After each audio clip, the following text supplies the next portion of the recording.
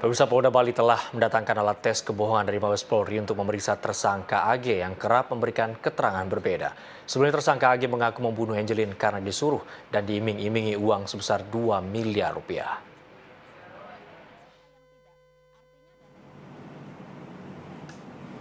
Penyidik Polda Bali hingga saat ini masih memeriksa tersangka M, ibu angkat Angelin dalam kasus penelantaran anak. Polisi juga tengah mendalami keterlibatan tersangka M dalam kasus pembunuhan Angelin yang dilakukan oleh tersangka AG. Selain memeriksa ibu angkat korban, polisi juga masih memeriksa secara intensif tersangka AG. Bahkan Polda Bali telah mendatangkan alat tes kebohongan untuk memeriksa AG yang kerap memberikan keterangan berbeda. Alat tes kebohongan tersebut untuk membuktikan kebenaran pengakuan AG kepada anggota Komisi 3 DPR Akbar Faisal yang mengatakan membunuh Angelin karena disuruh ibu angkat korban dan dijanjikan uang sebesar 2 miliar rupiah. Polisi menegaskan tidak ada tersangka baru dalam kasus ini.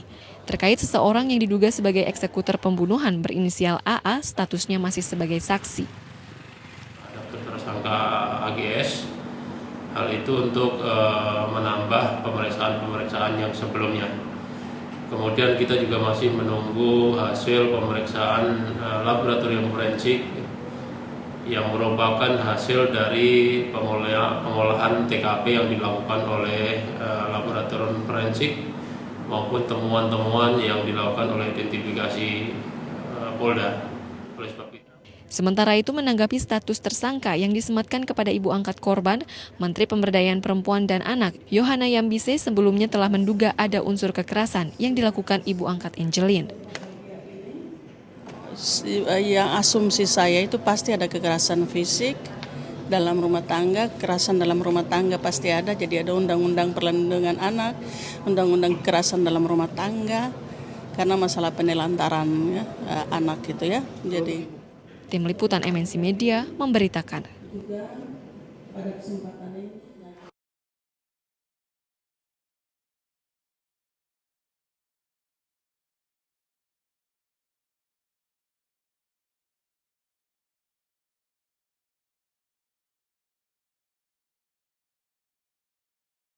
Pemirsa, masalah warisan diduga kuat jadi pemicu pembunuhan Angelin. Angelin disebut-sebut bakal mendapatkan warisan melimpah dari ayah angkatnya yang almarhum.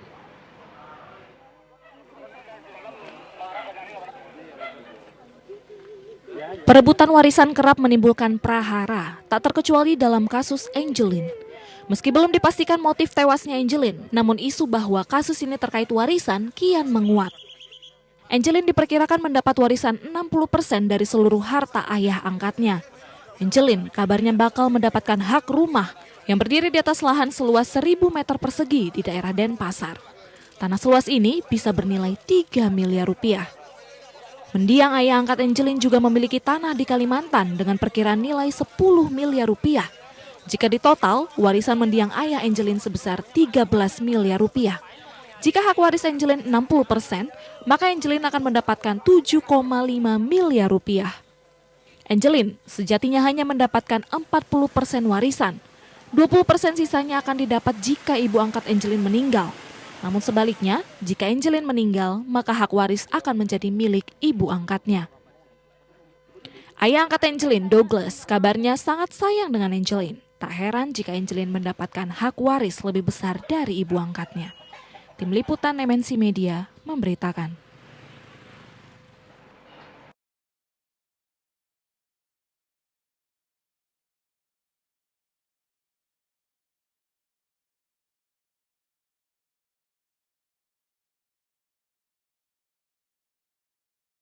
Tengah kasus pembunuhan yang terus bergulir, dukungan terhadap keluarga Angelin juga terus mengalir. Nenek korban dari sang ayah bahkan telah menyiapkan sebidang tanah di Kalipuro, Banyuwangi, Jawa Timur untuk tempat peristirahatan terakhir bagi sang cucunya tersebut.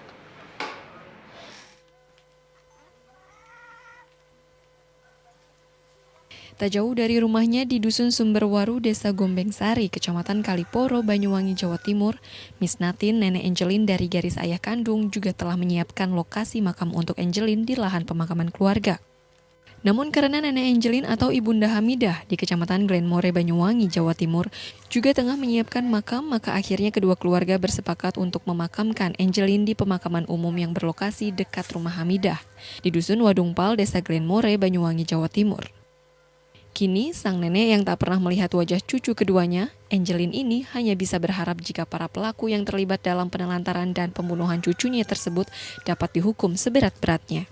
Saya secepatnya harus dibawa pulang ke Banyuwangi. Kemudian dari Ibu sendiri juga apa harapan pemakamannya Bu? Ada di sini atau di Lembang? Ya semaunya saya sih pengennya di sini. Itu saya kan hak juga. Tapi setelah diminta sama ibunya di sana, sudah di-shooting di sana katanya tempat makamnya. Ya udah saya ikhlas saja. Penting saya bisa ngerawat. Habis itu gitu aja. Pengennya ngacarain pengajian di sini habis itu. Gitu. Senada dengan sang nenek, masyarakat Indonesia secara umumnya kini tengah menunggu keadilan dan hukum bisa ditegakkan tanpa pandang bulu. Dari Banyuwangi, Jawa Timur, Eko Suryono memberitakan.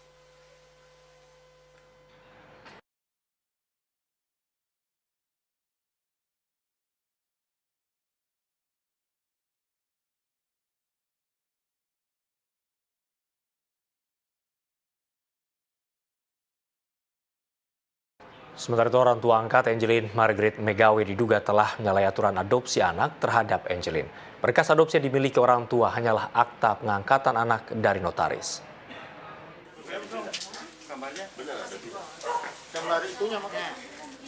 Tewasnya bocah Angelin di rumah ibu angkatnya membuat sejumlah pihak mempertanyakan prosedur adopsi terhadap Angelin.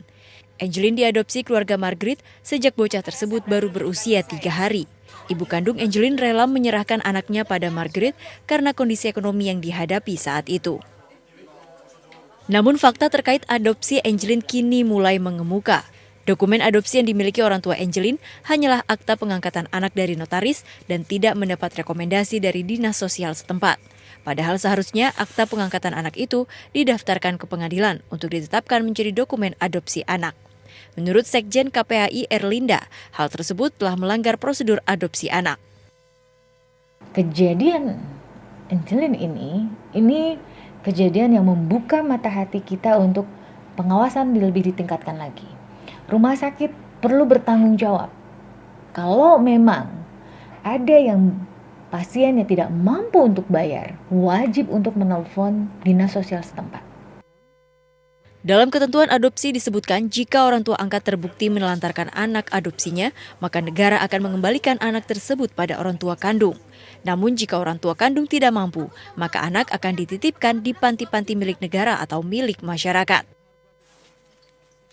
Dari Jakarta, Feni Anggraini dan Alam Saputra, MNC Media memberitakan.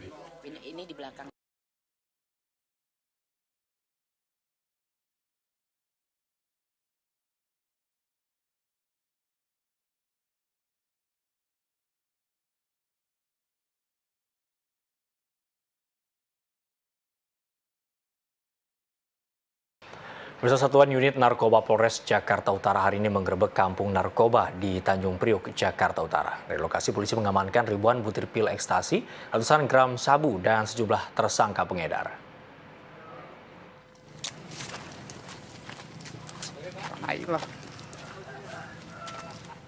Menjelang bulan Ramadan, polisi melakukan operasi cipta kondisi di berbagai wilayah hukum. Hari ini Satuan Unit Narkoba Resort Jakarta Utara menggerebek Kampung Bahari yang dikenal sebagai Kampung Narkoba di Tanjung Priok, Jakarta Utara. Dengan bersenjata laras panjang, polisi menyisir berbagai lokasi yang dicurigai sebagai tempat transaksi narkoba. Dalam penggerebekan kali ini, petugas berhasil mendapatkan ribuan butir pil ekstasi dari sebuah rumah kontrakan. Tak jauh dari lokasi ditemukannya barang haram, polisi turut mengamankan 3 orang yang diduga sebagai pengedar narkoba. Jajaran Satres Narkoba telah berhasil juga untuk menangkap beberapa pelaku peredaran narkoba dengan jumlah pil ekstasi yang dapat diungkap sebanyak 5.600, kemudian sabu sebanyak 750 gram, dan ganja sebanyak 389,9 gram. Para tersangka yang tertangkap kemudian diamankan petugas ke Polres Jakarta Utara untuk penyelidikan lebih lanjut. Rencananya operasi cipta kondisi ini akan terus digelar untuk menciptakan suasana kondusif selama bulan Ramadan. Dari Jakarta, Imam Subroto memberitakan.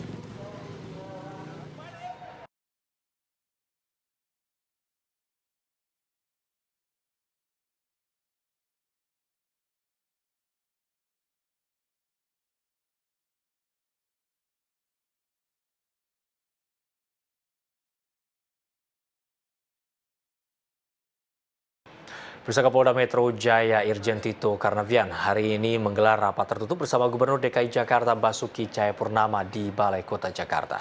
Rapat digelar untuk membahas keamanan dan kesiapan datangnya bulan suci Ramadan untuk wilayah DKI Jakarta.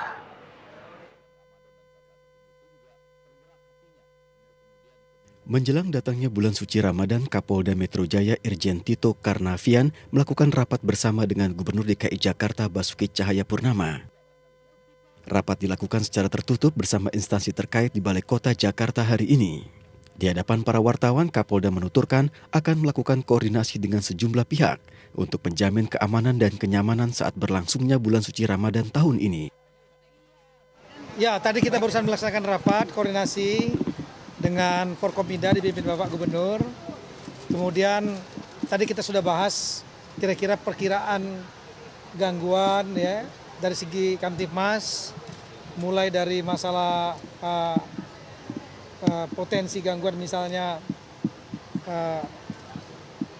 kejahatan, 4 jenis kejahatan, aksi curat, kemudian tawuran, kemudian aksi-aksi mungkin kekerasan oleh kelompok-kelompok tertentu, masalah tempat hiburan, dan juga masalah-masalah kesiapan bahan pangan dan persiapan menjelang Lebaran arus mudik. Ini kita bahas. Yang menjadi sorotan di mana ya, saja, Pak? yang kita jadikan atensi diantaranya tawuran. Tawuran kita akan lakukan pendekatan-pendekatan di titik-titik rawan-rawan tawuran.